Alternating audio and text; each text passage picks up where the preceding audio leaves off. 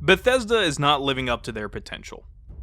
This is a statement that probably half of you will agree with, half not, which is funny since I feel like back in 2015, Jesus, that was 8 years ago, that's something you wouldn't really have thought. They were at the peak. Skyrim was a masterpiece to many, and Fallout 4 was on the horizon and everyone knew it would just be great after Fallout 3, and Oblivion, and Morrowind. We knew that Bethesda was the GOAT and that everything they touched would be good. That was years ago. Now we're all looking at Starfield with mixed anticipation.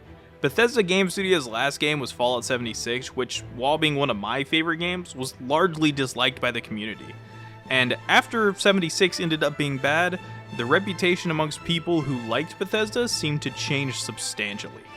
There were always people who said they were dumbing down their games and making them more appealing to just the common everyman and not making the proper RPGs they used to make.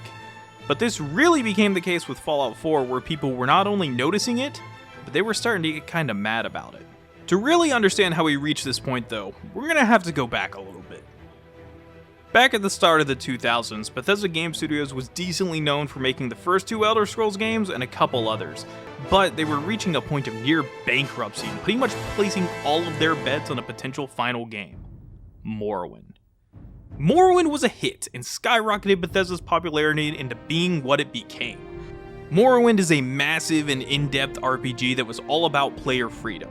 You would be able to go out and join different factions, build up your character into whatever you wanted to be, and specialize in whatever you wanted to. You would only be able to join specific factions based on skill, where there was a faction that would make their houses float. You'd have to use levitate on yourself in order to actually float up to their front doors, because if you were a smelly non-magic user, they didn't even want to bother with you. I say this to point out not that, hey, this is a neat feature Morrowind had, but to say how different priorities were when making that game compared to some of their newer ones. The New Game button is always front and center in every single Bethesda Game Studios game, yet mostly never needed. Morrowind was a game where player choice, player build, crafting that character to fit into the world in your own way and how you choose to build them up was the main reason to play the game, and the game properly accounted for it. Their next game, Oblivion, didn't quite go as hard. You could join just about every faction and use whatever you wanted to for all the quests, but there was enough variance in how you would build up your character, what kind of character you would be, what kind of exploration you would do, and factions and stuff like that, that you still had a pretty good reason to replay the game and see what else it had to offer you if you played it a little bit differently. Fallout 3, though, is where they really started to branch out. They took what they had learned from past games and put it into a new setting. They had a massive open world packed with random quests to do and stuff to explore. It can be argued that the game doesn't have enough decision making on the part of the player, and while I'd agree with that for the main story, I don't feel that's the case at all for most of the side content, which often had many morally gray dilemmas. Quests would usually ask questions of the player, like which side to choose in a conflict based on how they personally feel for the most part. I feel they did an excellent job with this for the most part, and I'm not making this video to spark waves in that discussion though, so don't go flaming me in the comments just for liking the game despite its flaws. The main thing behind the design of the game was to fuck around and find out mentality in game design, one often not seen today even. You had a massive open world to explore and you were meant to explore it. A lot of awesome quests you wouldn't even find unless you're just randomly wandering in the wasteland. Some options for completing those quests wouldn't even come up unless you'd explored in the proper areas and looked at the right terminals. And while some, understandably, won't like that form of game design, I feel for a game built around exploration like Bethesda games often are, it's perfect. Fallout 3 would also allow you to truly play as an evil character or the hero of the wasteland. You could sell children into slavery or blow up entire towns or truly just steal whatever you wanted and be an evil character, or help everyone you could and be a hero of the wasteland. While the main story is super on rails, that side content lets you kind of feel out who you wanted to be and choose what type of person you were.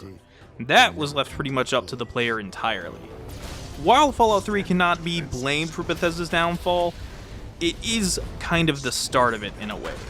The catalyst of it came next. Fallout New Vegas came out after Fallout 3. Obsidian Game Studios, who made the original 2 Fallout games, were given the chance to make a new Fallout game on the same engine as Fallout 3, and they took it and created my favorite video game ever made. The many who decried Fallout 3 as not having good enough role-playing options, good player build, story, side quests, world design, everything, usually found that Fallout New Vegas was a perfect mix for fixing every single issue that they had with Fallout 3. And I'm not trying to sit here and argue which is better, New Vegas being my favorite game ever made makes me mildly biased, but I am trying to say that New Vegas filled a Fallout-shaped hole that was in some people's hearts after playing Bethesda's take on Fallout. And I honestly believe that this is essentially the catalyst for what has caused Bethesda to fall like they have in many's eyes. It's not that New Vegas ruined Bethesda or Bethesda ruined themselves. Bethesda didn't really have much else to be compared to. Sure, you could look at things like Dragon Age and Witcher as being actual competition for Bethesda, but in reality, they weren't the same kind of games at all, and that's kind of the problem. In the past, Bethesda games were something amazing, something unique, and honestly they still are even now. Pretty much no one else is making the kind of games Bethesda is. The issue is that Fallout New Vegas is the kind of game that Bethesda usually makes, made by a different team entirely. To a lot of people, they'd done everything that Bethesda had done, but better. Some people, such as myself, even played New Vegas for the first time and went back to 3 and then thought significantly lesser of it.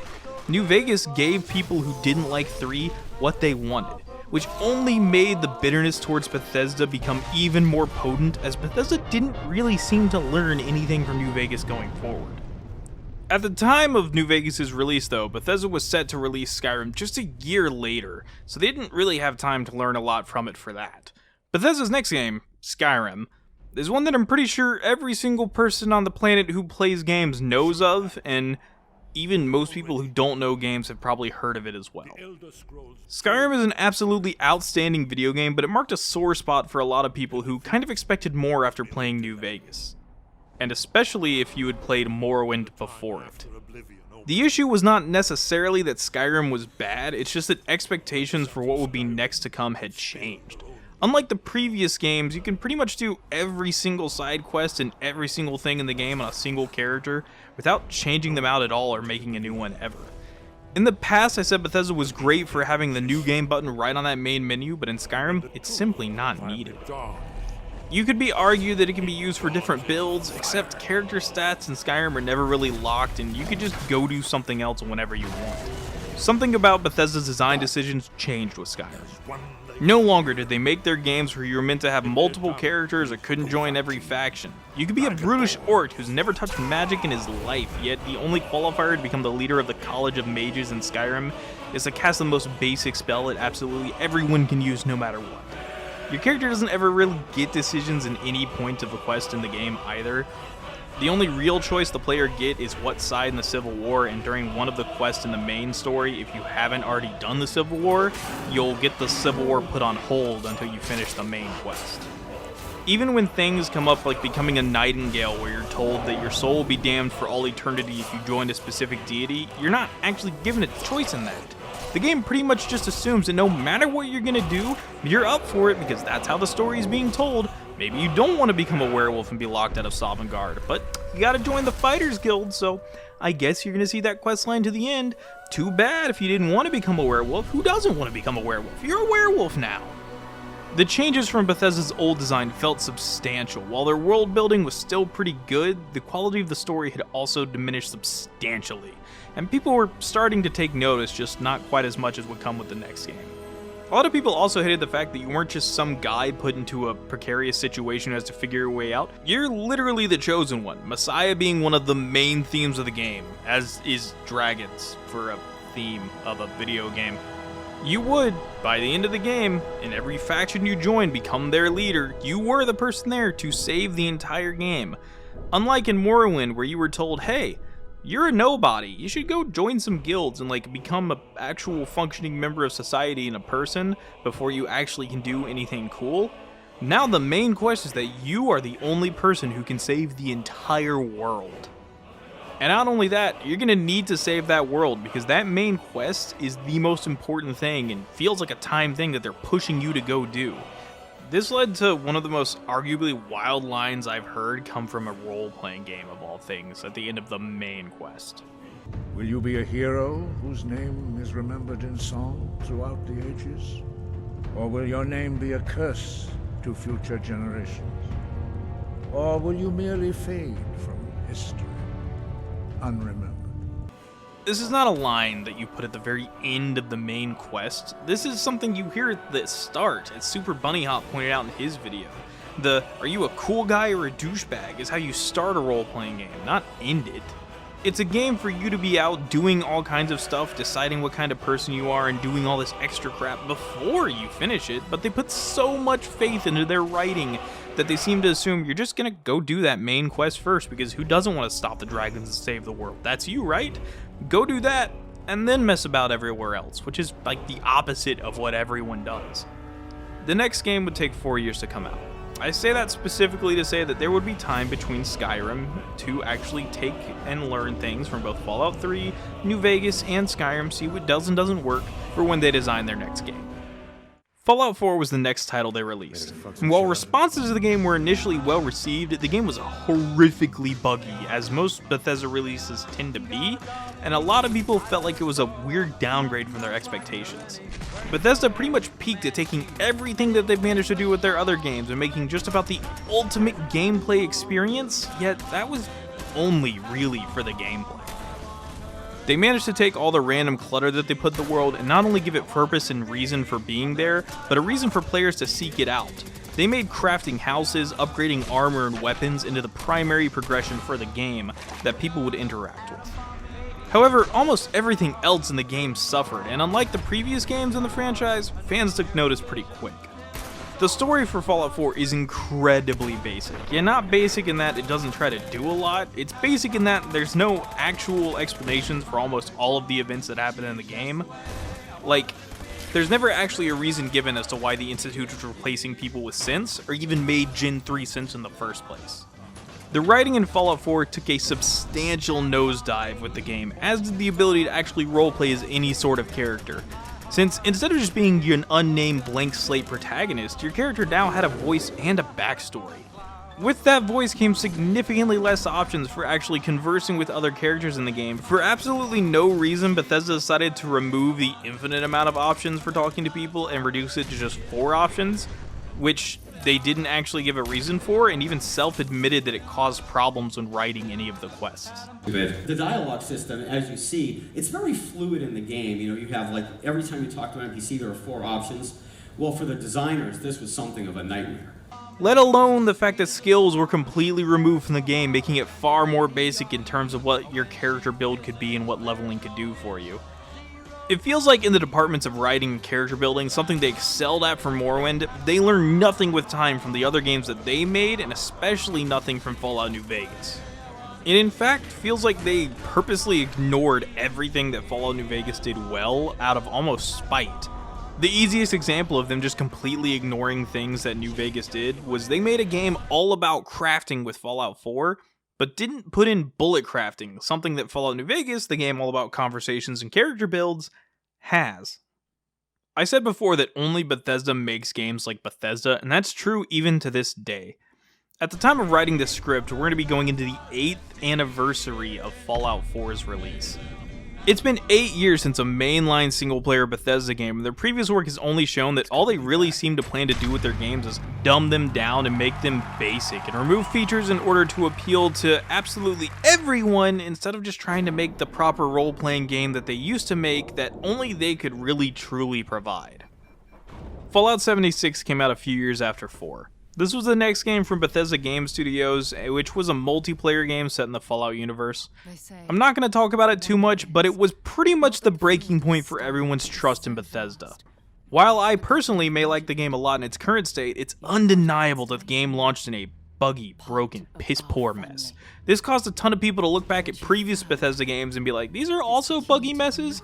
But they also stopped to also take a look at the writing and everything else and actually make harder and tougher critiques on the previous Bethesda games. At this point, Starfield is due to come out sometime this year. We haven't seen a mainline game from Bethesda in 5 years currently, 8 years if we don't count 76. From everything they've done leading up till now, they started with a franchise that was unique, special, and like nothing else on the market, and took it from being that unique role-playing experience and just down to being the most dumbed-down basic role-playing experience possible for both major franchises that they work on. Bethesda does have the potential and capability to make these insanely huge worlds with gripping characters, great writing, and awesome stories that no one else does. They have arguably the best environmental storytelling in gaming, yet they just aren't doing it. This is why I truly fear for the potential future of Bethesda. Obsidian Games, who made Fallout New Vegas, went on to make The Outer Worlds, a game that was a spiritual successor to New Vegas, but it still couldn't quite be a competitor to what Bethesda has done. The Outer Worlds, while being a fantastic role-playing game, didn't have the skill of craftsmanship for the world or environmental storytelling and for exploration that Bethesda has within their games, and unfortunately it doesn't seem like many other companies are willing to try and make those kind of games either. Games like Cyberpunk 2077 were meant and thought to be close to that style of game, but instead, honestly, they're a lot closer to a Far Cry game than they are to what Bethesda has done with their games. I want to see more Fallout games. I want to see more Elder Scrolls games. I want to see more of those games in general coming from Bethesda Game Studios. I want to see them rise to the heights of what they used to be and what they could be. But at the same time, I think it's pretty easy to argue that their last game had the worst writing of nearly any game ever made, while at the same time not really allowing you to play anything more than the characters that Bethesda wants you to play. Instead of making unique characters in their games, I now make one who can do it all and be everything that the game needs without ever having to make another character. I want to see Bethesda design games where I hit that new game button more than once. But who knows? Maybe this video will age like milk because Bethesda will come back around, but currently I don't have a lot of hope for it, and a lot of people who I talk to who used to be huge fans of Bethesda love their previous games, Fallout 3 being one of my best friend's favorite games ever made. Those people just don't really have hope for Starfield either. Starfield is being met with hesitant, reluctant excitement. Bethesda went from being one of the biggest and largest game studios in the world with arguably some of the biggest release titles ever that people were super excited for, to something where people are just cautiously optimistic for their next game. They could be better, and I want them to be. But until then, Bethesda is just not living up to their potential.